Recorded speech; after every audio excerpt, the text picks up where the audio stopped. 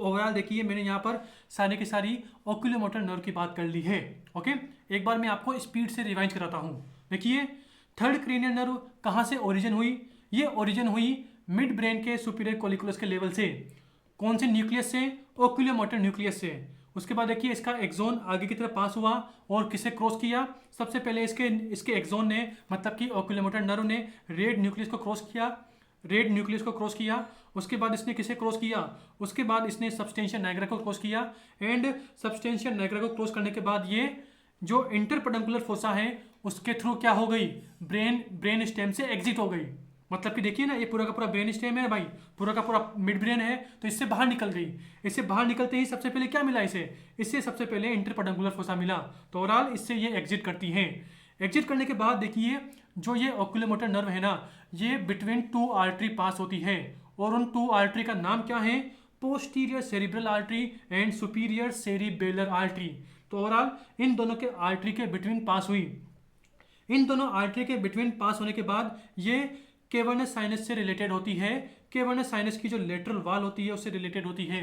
उसके बाद देखिए जैसे ही ये ओक्यूलोमोटर नर्व सुपीरियर ऑर्बिटल फिशर को क्रॉस करने वाली होती है, तो देखिए इसे क्रॉस करने के जस्ट पहले ये अपर और लोअर डिवीजन में डिवाइड होती है।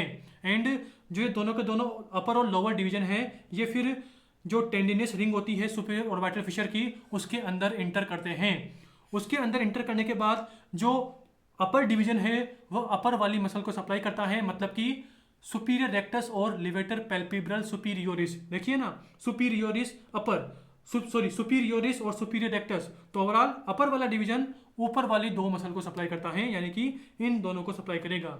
एंड रिमेनिंग ऑल मसल्स जो कि थर्ड नर्व से सप्लाई होती है, उन्हें कौन सप्लाई करेगा? उन्हें लोअर डिवीजन सप्लाई करता है। ओके, देखिए कितना सिंपल था, हमने पूरा का पूरा एक्सप्लेन कर दिया। ये बात हो गई। उसी के साथ देखिए अब आते हैं नेक्स्ट पॉइंट पर।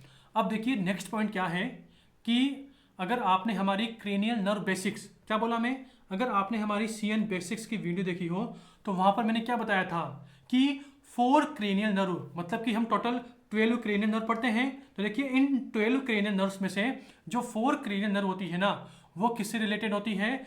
These are related to parasympathetic nervous system. Okay, और अब आप बोलेंगे कि सर वो 4 क्रेनियल नर्व कौन कौन सी होती है? तो आंसर है 3, 7, 9, 10। ओके, मतलब कि पसंद। अगर आपने पता हो तो हमने पसंद निमोनिक बताया था। तो प का मतलब क्या है? 5। तो यहाँ पर 5 नहीं होता, यहाँ पर 3 होता है। ओवरऑल 5 की जगह आपको 3 करना है। उसके बाद सारा का सारा निमोनिक वही है, मतलब कि स मतलब 7 है, न मतलब 9 है, द मतलब 10 है।